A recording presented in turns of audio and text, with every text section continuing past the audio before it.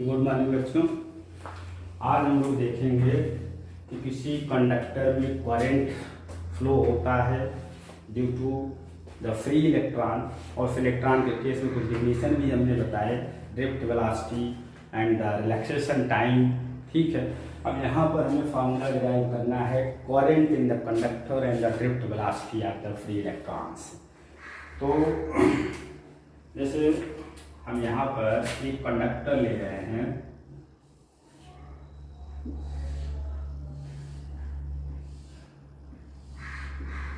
और इस कंडक्टर के क्रॉस हमने पोटेंशियल डिफरेंस प्रोड्यूस कर रखा है। ठीक, अब इसमें क्या होंगे, फ्री इलेक्ट्रॉन्स होंगे। फ्री इलेक्ट्रॉन्स ऐसे ही होंगे। ठीक है, और हम सपोज कर रहे हैं कंडक्टर का जो लेंथ है वो L है, और क्रॉस सेक्शनल एरिया कंडक्टर का जो है वो A है। जब पोटेंशियल डिफरेंस प्रोड्यूस करेंगे तो हमने पहले बताया कि इलेक्ट्रॉन लो पोटेंशियल से हाई पोटेंशियल की तरफ मूव करने लगेंगे। ठीक, अब हम ये चाह रहे हैं कि इस कंडक्टर में टोटल कितना फ्री इलेक्ट्रॉन है जो मूव कर रहा है, मूव कर सकता है, मतलब तो वही फ्री इलेक्ट्रॉन जो होगा मूव तो वही करेगा। ठीक है, तो हम यहाँ पर लेट कर ले रहे हैं, let n be the number of electron in unit volume of the conductor, मतलब कंडक्टर की यूनिट वॉल्यूम में हमने कंसीडर कर लिया कि जो फ्री इलेक्ट्रॉन है वो स्मॉल n है। तो हम इसकी हेल्प से हम ये फाइंड कर सकते हैं कि टोटल फ्री इलेक्ट्रॉन इस कंडक्टर में कितना है। ऐसे कर सकते हैं, वॉल्यूम फाइंड कर ले, और क्योंकि यूनिट वॉल्यूम में n इलेक्ट्रॉन है इसको मल्टीप्लाई कर दे, total free electron in the conductor हमें पता चल जाएगा। Total free electron in conductor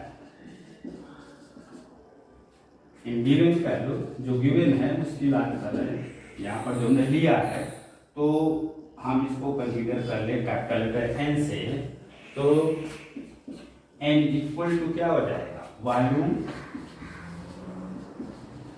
into n, और वॉल्यूम हो जाएगा cross sectional area into length into n। तो total numbers of free electron जो हमारे पास हो जाएगा वो ALN हो जाएगा। तो टोटल मोबिल चार्ज अगर हम फाइंड करेंगे तो कह लो टोटल मोबिल चार्ज Q है, तो जितने भी इलेक्ट्रॉन हैं उनको हम E से मल्टीप्लाई कर दें, तो टोटल चार्ज जो मूव करेगा कंडक्टर में वो हमें पता चल जाएगा। ठीक है, अब हम सपोज कर लिए कि जो चार्ज है T टाइम लेता है, इसके एक एंड से दूसरे एंड तक फ्लो हो देंगे।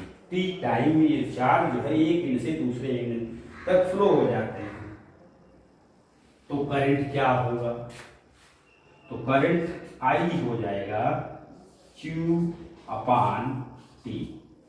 ठीक, यहाँ पर एक स्टेप और बढ़ा दे, क्योंकि n की वैल्यू हमारे पास है, ये हो जाएगा ALN इंटू E, ये चार्ज हो जाएगा, ये Q की वैल्यू इसमें पुट कर दें, तो हो जाएगा ALNE अपॉन T। ठीक, और ये हमारे पास आ जाएगा NEA L/T। L/T क्या देगा, L/T distance cover by the free electrons in time interval T है, इसका मतलब क्या हो गया कि BD देगा, ड्रिफ्ट वेलोसिटी देगा, distance upon time drift velocity of the electron होगा। तो क्या हो जाएगा L/T ही VD होगा, तो I इक्वल टू हमारे पास आ जाएगा NEAVD। ये current flowing in the conductor I के लिए फॉर्मूला हो जाएगा in the term of drift velocity and I is equal to NEAVD। Clear है, और करंट जो होता है it be the scalar quantity. विशेष ध्यान ये देना कि हम लोग एरो से रिप्रेजेंट कर देते हैं, लेकिन करंट जो होता है वो स्केलर क्वांटिटी होता है, क्योंकि कंडक्टर के थ्रू वायर के थ्रू करंट फ्लो हो रहा है, वायर हम इधर मोड़ देंगे उधर ही करंट फ्लो होने, मतलब इसका कोई पर्टिकुलर तो डायरेक्शन है नहीं। एक चीज ये भी कर सकते हैं, और दूसरा रीजन हम ये भी कर सकते हैं कि जैसे मान लो यहाँ पर करंट आ रहा है, एक वायर इधर कर दी, एक वायर इधर कर दी, दो वायर डिवाइड कर देती, यही करंट यहाँ पर क्या होगा, ये I1 और यहाँ पर जो होगा I2 हो जाएगा। तो ये जो करंट आ रही थी, करंट का मतलब फ्लो ऑफ चार्ज, जैसे पानी फ्लो होता है वैसे फ्लो ऑफ चार्ज हो जाएगा। जैसे हम एक नाली से पानी फ्लो करा रहे हैं, इधर पतली नाली कर दी, इधर पतली नाली कर दी, तो ये जो मेन पानी आ रही है ये दो भागों में क्या होगा, डिवाइड हो जाएगी। हो सकता है किसी में कम हो, किसी में कम ज़्यादा हो, लेकिन अगर टोटल पानी कितना फ्लो हुआ अगर हम ये निकालना चाहें तो क्या होगा, दोनों में जो फ्लो हो रहा है हमको जोड़ दें तो जो आने वाला पानी है मेन उससे जो है उसके इक्वलिट होगा।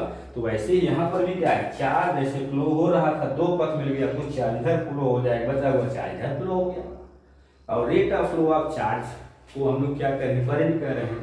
तो अब क्या जो है यहाँ पर वेक्टर्स लॉ ये फॉलो करेगा, हमने एरो तो लगा जाए, वेक्टर्स लॉ फॉलो करने का मतलब क्या हो जाएगा, तब तो रिजल्टेंट आई निकालने के लिए हमें क्या लिखना पड़ेगा, I1 का स्क्वायर प्लस I2 का square plus 2I1 I2 cos theta. But ये क्या हो जाएगा, गलत हो जाएगा। क्यों, क्योंकि ये वेक्टर क्वांटिटी नहीं है। और हम ऐसे भी सोच सकते हैं कि यही करंट दो भागों में बटा हुआ है, तो I is equal to I1 plus I2 का क्या इसने वेक्टर लॉ फॉलो किया, अगर वेक्टर लॉ फॉलो करता तो ये फॉर्मूला लगता। यहाँ पर तो हमारा क्या आएगा, I is equal to I1 plus I2 हो जाएगा। It means current vector quantity नहीं है, वो केवल डायरेक्शन मतलब किधर करंट फ्लो हो रहा है उसके लिए हम लोग एरो लगा देते हैं, बट वेक्टर है ऐसा रिप्रेजेंट करने के लिए एरो नहीं लगता है। और रीजन भी समझ में आया, जैसे वाटर फ्लो कर रहा तो that represent the quantity of water, वैसे यहाँ पर रिप्रेजेंट कर रहा quantity of charge flow in 1 second. ठीक है, इसलिए स्केलर क्वांटिटी है। तो I equal to N E A B D ये फॉर्मूला आ गया। और यहीं पर एक चीज और फाइंड होता है, करंट डेंसिटी। करंट डेंसिटी क्या होगी, अगर हम उसकी बात करें तो पहले तो यहाँ करंट डेंसिटी का एक जनरल फॉर्म, ऐसे करंट डेंसिटी को हम लोग जे से रिप्रेजेंट करते हैं, और जे इज इक्वल टू होता है आई अपान ए। ये कहाँ से आया भी बताएंगे, लेकिन जे is equal to I upon ए होता है। बट ये करंट डेंसिटी की जो वेक्टर क्वांटिटी, ये ध्यान देना है हमें, करंट डेंसिटी जो होती है वेक्टर क्वांटिटी होती है, और इसका direction toward the electric field intensity in the conductor होता है। कंडक्टर जिधर इलेक्ट्रिक फील्ड इंटेंसिटी होगी उधर ही हमारा करंट डेंसिटी होगी। ठीक, अब यहाँ पर अगर इनके बीच रिलेशन डिफाइन करना चाहेंगे तो अभी तो हम वेक्टर नहीं रखे हैं, J is equal to I upon A यहाँ करेंगे तो N E A V D upon A, और ए से ए कट जाएगा, जे इज इक्वल टू आ जाएगा एन ई वी डी। ठीक है, बट अगर वेक्टर फॉर्म में देखेंगे, वेक्टर फॉर्म में देखेंगे तो अभी हमने क्या कहा था कि जे जो है इलेक्ट्रिक फील्ड इंटेंसिटी के अलॉन्ग होता है, और जो ड्रिफ्ट वेलोसिटी होती है, drift velocity of the electron जो होता है वो इलेक्ट्रिक फील्ड के अपोजिट डायरेक्शन में होता है, क्योंकि इलेक्ट्रिक फील्ड में इलेक्ट्रॉन आर्ग्यूमेंट नेगेटिव चार्ज पर फोर्स फील्ड के अपोजिट वर्क करेगा। जब फोर्स फील्ड के अपोजिट होगा तो चार्ज भी उधर ही मूव करेगा। इट मीन्स जे और वी डी का डायरेक्शन एक दूसरे के जस्ट अपोजिट है। तो अगर वेक्टर फॉर्म में यही फॉर्मूला लिखेंगे तो जे इज इक्वल टू जाएगा minus n e v d, minus n e v d. ठीक है, यहाँ पर जे और वी डी वेक्टर क्वांटिटी है, मतलब जिधर इलेक्ट्रॉन मूव करेगा उसके जस्ट अपोजिट डायरेक्शन में हमारा क्या होगा, करंट डेंसिटी होगी। क्लियर है। अब हम करंट डेंसिटी को और डिफाइन करना चाह रहे हैं, तो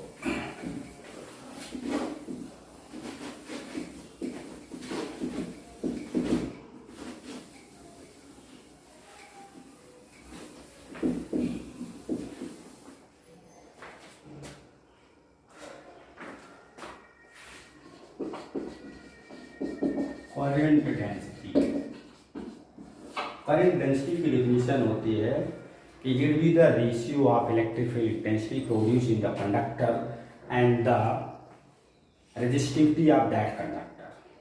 मतलब किसी कंडक्टर के अक्रॉस पोटेंशियल डिफरेंस प्रोड्यूस करें तो उसमें इलेक्ट्रिक फील्ड इंटेंसिटी प्रोड्यूस हो जाएगी। वो इलेक्ट्रिक फील्ड इंटेंसिटी और जो उस कंडक्टर की रेजिस्टिविटी है, मतलब यूनिट क्रॉस सेक्शनल एरिया और यूनिट लेंथ के कंडक्टर का जो रेजिस्टेंस होता है उसी को हम लोग रेजिस्टिविटी कहते हैं। तो उस रेजिस्टिविटी को रिप्रेजेंट करते हैं किससे, रो से। तो ई बाई रो को हम लोग कहते हैं करंट डेंसिटी। ठीक है, current density is defined as the current density in a conductor is defined as the ratio of electric field intensity produced in that conductor and the resistivity of the conductor. J is equal to E by rho. ठीक, और यहाँ से इसकी unit हमने नहीं लिखा, अगर unit लिखेंगे तो क्या आएगा, ampere per metre square. Unit हम लोग यही यूज करते हैं, एम्पियर पर मीटर स्क्वायर, जहाँ भी जे की वैल्यू होगी, बट डेफिनेशन में ये है। ठीक, और चूंकि electric field intensity is vector quantity, J भी हमारा क्या होगा, वेक्टर क्वांटिटी होगी, और जे का जो डायरेक्शन होगा वो इलेक्ट्रिक फील्ड इंटेंसिटी के एलान होता है। ठीक, अब यहाँ से हम ये चीज आई क्वांटिटी ला सकते हैं। ऐसे ले आएंगे, रो को रिप्लेस कर दें, रो को रिप्लेस कर दें किससे, आर से। तो तुम्हें पता है कि रो इज इक्वल टू, चलो पहले R is equal to, if R be the resistance of the conductor then R is equal to क्या हो जाएगा, रो इंटू एल अपान ए।